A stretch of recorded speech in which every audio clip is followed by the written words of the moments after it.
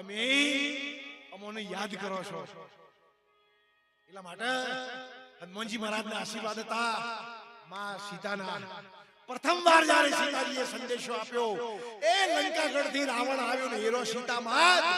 એ ઊંચે નીચે ઉતર્યા અને ચરણે નમાવ્યો શીશ મત ડરો મારી માવડી પૂછું હનુમાન વીર કઈ દિશાથી તમે આવ્યા કે ઉત્તર દિશાથી આવ્યા શું છે તમારું નામ કે મારું હનુમાન નામ છે કોને તમને મોકલ્યા મને કે રામચંદ્ર મોકલ્યા કયું તમારું ગામ કે અયોધ્યા મારું ગામ કે સાત સમુદ્ર અખત ભર્યા માં સીતા શું કી છે સમુદ્ર ભરેલો છે કેમ કરી વીર તમે આવ્યા મોય દૈત્ય છે વિકરાળ ત્યારે હનુમાનજી મારા શું કી છે સાત સમુદ્ર શોષણ કરું અને પલમો બોધું એક પળમો પાળ બોધું કે રજાઓ નથી મારા રામની નકર તોડું લંકા ગઢ ઊંચે નીચે ઉતર્યા અને ચરણે નમાવ્યો શીશ મત ડરો મારી માવડી ઊંચું હનુમાન એ પેલો રાવણ ચંદ્રહાસ નામનું ખડક લઈ અને સીતાજી પાસે આવે છે અને જો સીતાજીનું શિરછેદ કરવા માટે જાય છે ત્યારે સીતાજી મહારાજ સીતાજી કીધું રીછદ વાનરોએ પરમાત્માને સહાય કરી હતી એમાં એક ખિસકોલી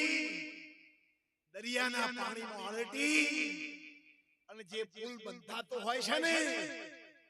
એ ખિસકોલીને દરિયામાં પાણીમાં અડટી નદીમાં અડટી અને ખિસકોલી સોથા પૂરવાનું કામ કરતી હોય છે ત્યારે તમારા નિકોળા ગામની અંદર આ હનુમાનજી મહારાજ જે બેઠા છે એ હનુમાનજી મહારાજે ખિસકોલીને હાથમાં લઈ 1000 વખત હાથમાં લઈ અને ખિસકોલીને આકાશમાં ઉલાડીને 1000 વખત ખિસકોલી આકાશમાં ફૂંદડી ફરી અને રામચંદ્ર ભગવાનના ખોળામાં જઈને પડી ત્યારે ખિસકોલીએ ભગવાનને કહ્યું કે મારા નાથ તમારું કામ કરવા માટે હું આવી અને મને કેમ ઉલાડીને ફેંકી દીધી ત્યારે હનુમાનજી રામચંદ્ર ભગવાને શું કહ્યું કે ખિસકોલી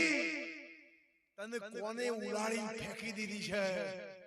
ત્યારે ખિસકોલીએ શું કહ્યું મને હનુમાનજી મહારાજે ઉલાડીને ફેંકી દીધી છે ત્યારે રામ